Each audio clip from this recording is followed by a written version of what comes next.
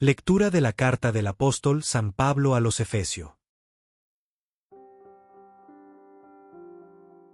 Hermanos, ya no son ustedes extranjeros ni advenedizos, son conciudadanos de los santos y pertenecen a la familia de Dios, porque han sido edificados sobre el cimiento de los apóstoles y de los profetas, siendo Cristo Jesús la piedra angular.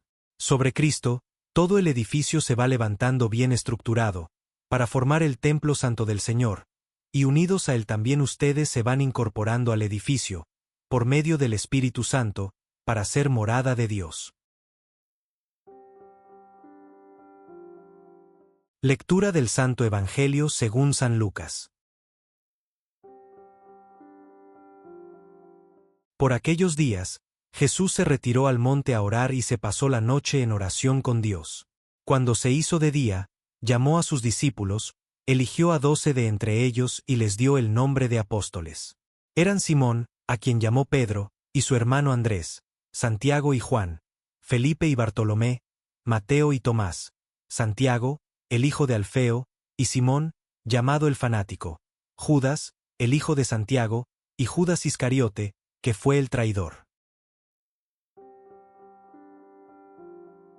En la quietud de este momento, dejemos que la palabra de Dios, pronunciada por el apóstol, revele a nuestro corazón la verdad más profunda sobre nuestra identidad y nuestro destino.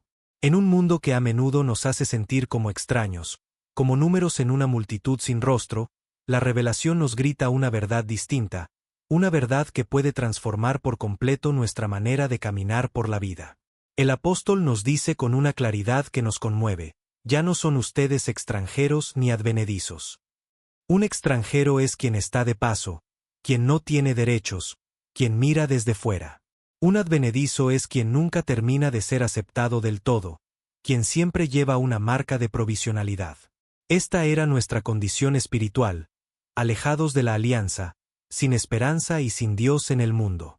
Pero algo ha sucedido. Un acto de gracia ha cambiado radicalmente nuestra situación. Ya no lo somos. Y nos revela la nueva y gloriosa realidad. Son conciudadanos de los santos y pertenecen a la familia de Dios. No somos simplemente invitados tolerados.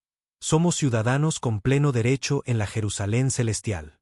Compartimos patria con los apóstoles, los mártires, los confesores, con la Virgen María. Y aún más, hemos sido adoptados, injertados, hemos recibido el Espíritu que clama Abba, Padre. Somos familia. Esta no es una metáfora bonita, es una realidad ontológica, más verdadera que nuestro propio nombre. Pertenecemos. ¿Sobre qué se sostiene esta ciudadanía y esta filiación? Sobre un cimiento indestructible. Han sido edificados sobre el cimiento de los apóstoles y de los profetas. Nuestra fe no flota en el aire de la especulación. Está anclada en el testimonio de aquellos que vieron y oyeron, en la palabra de los profetas que anunciaron el designio de Dios a lo largo de los siglos. La Iglesia tiene una solidez histórica, una tradición viva que nos precede y nos sostiene. Pero hay una piedra única, esencial, sin la cual todo el edificio se derrumbaría, siendo Cristo Jesús la piedra angular. Él es la piedra viviente, probada y preciosa, rechazada por los constructores del mundo, pero elegida por Dios. La piedra angular es la que une las dos paredes, la que da cohesión y estabilidad a toda la construcción. En Cristo, lo humano y lo divino, el Antiguo y el Nuevo Testamento, el judío y el gentil, encuentran su unidad y su sentido. Todo gira en torno a Él. Todo se mide por Él. Sobre Cristo, todo el edificio se va levantando bien estructurado. No somos una pila de piedras amontonadas. Somos un edificio que crece, un organismo vivo que se desarrolla en el tiempo. Cada creyente, cada generación, es una piedra viva que se va colocando en su sitio, uniéndose a las demás. Y el propósito final de esta construcción sagrada es sublime, para formar el templo santo del Señor. Dios ya no habita en un templo de piedra en Jerusalén. Él mismo se está construyendo una morada, un santuario viviente, que somos nosotros, su Iglesia. Y he aquí la culminación del misterio: unidos a él también ustedes se van incorporando al edificio, por medio del Espíritu Santo, para ser morada de Dios. No somos espectadores de esta construcción. Somos parte activa de ella. Nosotros, con nuestra vida, con nuestra fe, con nuestras luchas y nuestras virtudes, somos las piedras que el Espíritu Santo va colocando con amor en este templo. Y el fin último no es simplemente que seamos un grupo unido, sino que seamos morada de Dios. El Espíritu Santo habita en la Iglesia y en cada uno de nosotros. Somos el lugar donde Dios ha querido fijar su morada. En la sobria narración del Evangelio que hemos escuchado, se nos revelan los cimientos mismos de la Iglesia y el método divino para toda obra grande.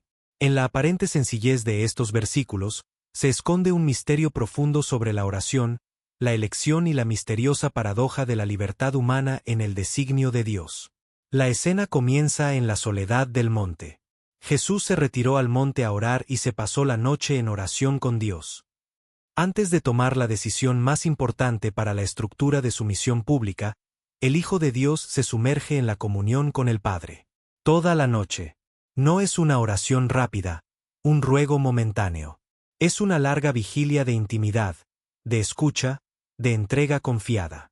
Jesús, que es Dios, nos enseña con su ejemplo que ninguna obra, por divina que sea, puede prescindir del sustento de la oración. La fuente de todo apostolado auténtico, de toda misión fecunda, no es el activismo, ni la estrategia humana, sino este diálogo silencioso y prolongado con el Padre. Si el Maestro necesitó pasar la noche en vela antes de elegir a sus colaboradores, cuanto más nosotros, frágiles instrumentos, necesitamos arraigar nuestras decisiones y nuestras obras en una vida de oración constante, y cuando llega la luz del nuevo día, tras esa noche de intimidad divina, la acción florece.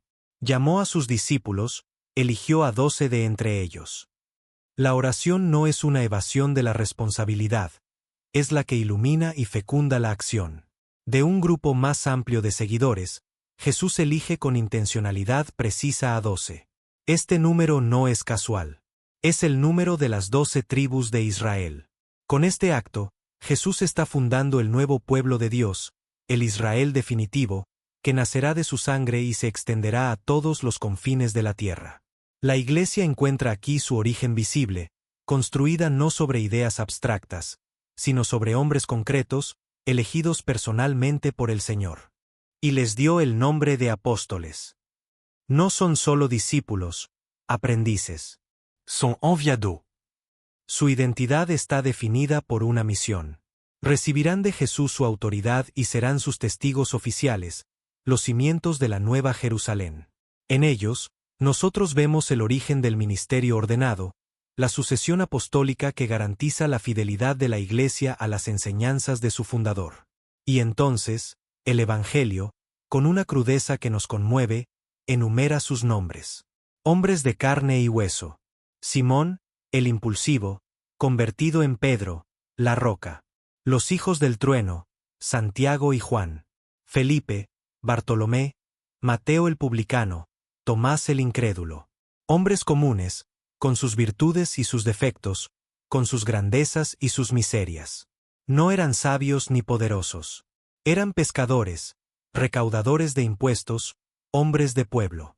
En su debilidad humana, resplandece la fuerza de Dios.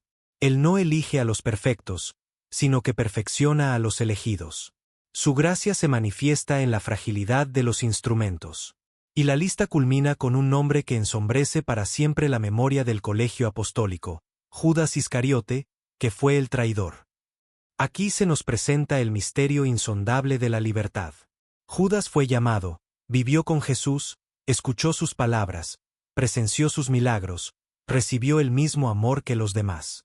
Y, sin embargo, eligió la traición. La elección divina no anula la libertad humana.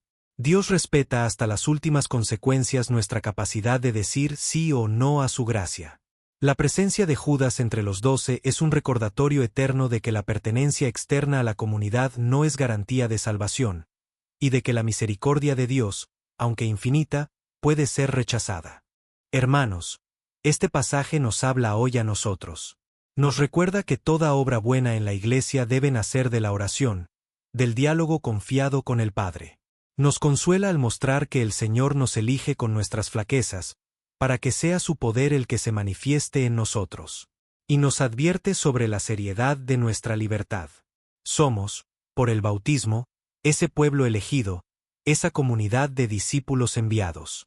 Que nuestra vida, arraigada en la oración y fiel a la misión, sea siempre un sí libre y gozoso a aquel que nos ha llamado, para que nadie, por su propia culpa, tenga que ser recordado en la historia como quien traicionó tanto amor.